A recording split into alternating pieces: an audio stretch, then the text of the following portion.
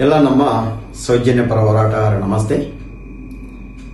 ನಾನು ಮೊದಲನೇದಾಗಿ ಹೇಳೋದೇನಂತ ಹೇಳಿದ್ರೆ, ಯಾವುದೇ ಕಾರಣಕ್ಕೂ SIT ತನಿಖೆ ನಿಲ್ಲಬಾರದು. SIT ತನಿಖೆ ಮುಂದುವರಿಯಬೇಕು. ಏನು ಸತ್ಯಾಸತ್ಯ ಘಟನೆಯನ್ನು SIT ಅವರು ಹೊರಗೆ ತಂದಿಡಬೇಕು. ಆದರೆ SIT ಯಲ್ಲಿರುವಂತ ಕೆಲವೊಂದು ಅಧಿಕಾರಿಗಳ ವರ್ಗಾವಣೆ ಆಗಬೇಕು. ಇದು ನಮ್ಮ ಉದ್ದೇಶ. ಯಾವುದೇ ಕಾರಣಕ್ಕೂ ನಾವು ಯಾವುದೇ ಒಂದು ನ್ಯಾಯಾಲಯಕ್ಕೆ ಹೋಗಿ SIT ಬಂದ್ ಮಾಡಲಿ ಎಂಬ ಒಂದು ಮನವಿಯನ್ನು ನೀಡಿರುವುದಿಲ್ಲ, ಅರ್ಜಿ ನೀಡಿರುವುದಿಲ್ಲ. ಆದರೆ ಕೆಲವೊಂದು ಷಡ್ಯಂತ್ರ ಬೇರೆ ಕಡೆ ನಡೀತಾ ಇದೆ. ಅದಕ್ಕೂ ನಮ್ಮ ಸೌಜನ್ಯ ಹೋರಾಟಗಾರರು ಯಾವುದೇ ಸಂಬಂಧ ಇರುವುದಿಲ್ಲ.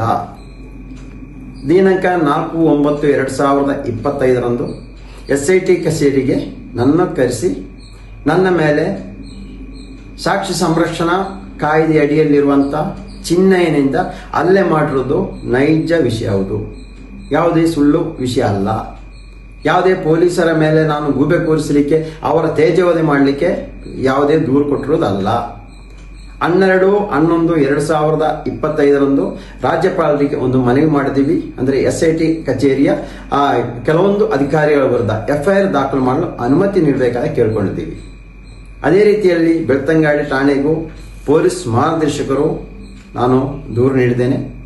ಬೆಳ್ತಂಗಡಿ ಠಾಣೆಯಲ್ಲಿ NCR ಮಾಡಿಕೊಟ್ಟಿದ್ದಾರೆ. ಇನ್ನು 15 ದಿನ ಬೇಕು ಅಂತ ಹೇಳಿರ್ತಾರೆ. ಯಾವುದೇ ಕಾರಣಕ್ಕೂ ನನ್ನ ಈ ಹೋರಾಟ ಹಿಂದೆ ಹೋಗಲ್ಲ. ನನಗೆ ಆಗಿರೋ ನೋವು ಇನ್ನೊಬ್ಬರಿಗೆ ಆಗಬಾರದು.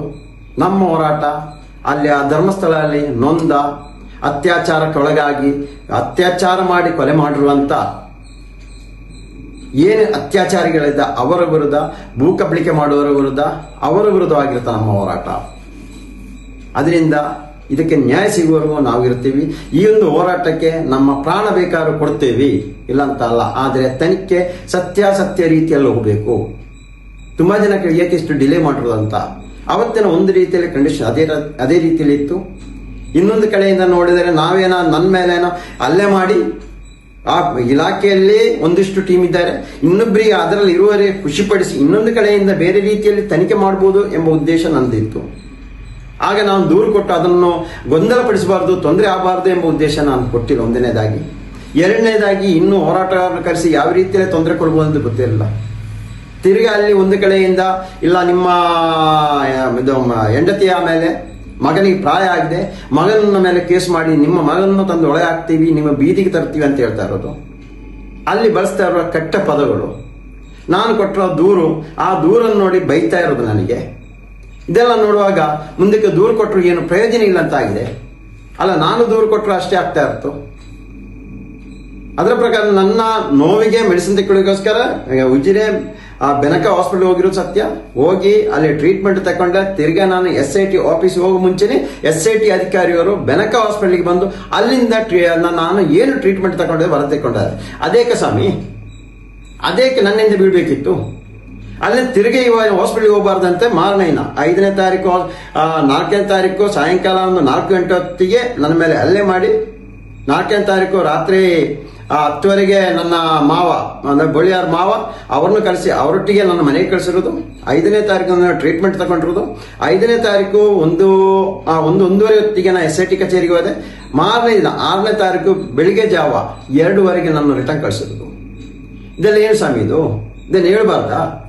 ನಾನೆಲ್ಲಕ್ಕೂ ತಯಾರಾಗಿದ್ದೆ. ಈ ವಿಷಯವನ್ನೆಲ್ಲ ಮಹೇಶನಿಗೆ ಹೇಳಿದೆ. ಮಹೇಶನಿಗೆ ಹೇಳು ದೂರು ಕೊಡಿ ಅಂತ.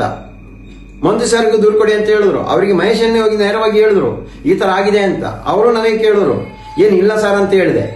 ಯಾಕೆಂದ್ರೆ ಹೋರಾಟ ಇದು ತನಿಖೆಯ ದಾರಿ ತಪ್ಪಬಾರದು ಉದ್ದೇಶದಿಂದ ಮಾತ್ರ ಮಾಡಿರೋದು. ಇಷ್ಟೆಲ್ಲ ನೋವು ತಿಂತಾ ಇರೋದು. ಯಾವುದೇ ಕಾರಣಕ್ಕೂ ನಾನು ಕೊಟ್ಟಿರೋ ದೂರು ಸುಳ್ಳಲ್ಲ, ಸತ್ಯವಾಗಿರೋ ವಿಷಯ. ಇದನ್ನು ತನಿಖೆ ಆಗಬೇಕು. ಇದು ಮುಂದಕ್ಕೆ ನಾವು ತನಿಖೆ ಮಾಡುವ ಅಂತ ತಗೊಂಡು ಹೋಗ್ತೀವಿ. ನ್ಯಾಯಾಲಯ ಮುಖಾಂತರವಾಗಿ ಇದು ತನಿಖೆ ಮಾಡುವ ಕೆಲಸವನ್ನು ನಾವು ಮಾಡ್ತೀವಿ. ಸತ್ಯ ಹೊರ ಬರಬೇಕು. SIT ಯಾವುದೇ ಕಾರಣಕ್ಕೂ ನಿಲ್ಲಬಾರದು. SIT ಯಲ್ಲಿರುವ ಅಧಿಕಾರಿಯನ್ನು, ನಿಷ್ಠಾವಂತ ಅಧಿಕಾರಿಯನ್ನು ಉಳಿಸಿ ಉಳಿದ ಅಧಿಕಾರಿಯನ್ನು ಹೊರಗೆ ಕಳಿಸಿ ಏನು ಆ ಧರ್ಮಸ್ಥಳದಲ್ಲಿ ಆಗಿರುವಂತ ಅತ್ಯಾಚಾರ, ಕೊಲೆ, ದರೋಡೆ, ಭೂ ಕಬಳಿಕೆ ಕೆಲಸಕ್ಕೆ ಯಾರು ಕೈ ಹಾಕಿದ್ರೆ ಅವರಿಗೆ ಕಾನೂನು ರೀತಿಯಲ್ಲಿ ಶಿಕ್ಷೆ ಕೊಡೋ ಕೆಲಸ ಬೇಕು. ಅದಕ್ಕೋಸ್ಕರ ಇಷ್ಟೆಲ್ಲ ತ್ಯಾಗ ಮಾಡಿ ನಿಂತಿದ್ದೀವಿ. ನಾವು ಇನ್ನೂ ಬೇಕಾದ್ರೆ ನೀವು ನಮ್ಮನ್ನು ಬಲಿದಾನ ಮಾಡ್ಬೇಕಾದ್ರೆ ಅದಕ್ಕೂ ನಾವು ರೆಡಿ ಇದ್ದೀವಿ. ತಕೊಳ್ಳಿಬೇಕಾದ್ರೆ ಆ ಸತ್ಯ ಹೊರ ಬರಲಿ. ಆ ಇಲ್ಲಿ ಆಗಿರುವಂತ ನೊಂದವರಿಗೆ ನ್ಯಾಯ ಕೊಡೋ ಕೆಲಸವನ್ನು ಅಧಿಕಾರಿಯವರು ಮಾಡಬೇಕು, ಸರ್ಕಾರ ಮಾಡಬೇಕು, ಜನರು ಮಾಡಬೇಕಂತ ಈ ಮೂಲಕ ಎಲ್ಲರೂ ನಾನು ವಿನಂತಿಸಿಕೊಳ್ತಾ ಇದ್ದೀನಿ.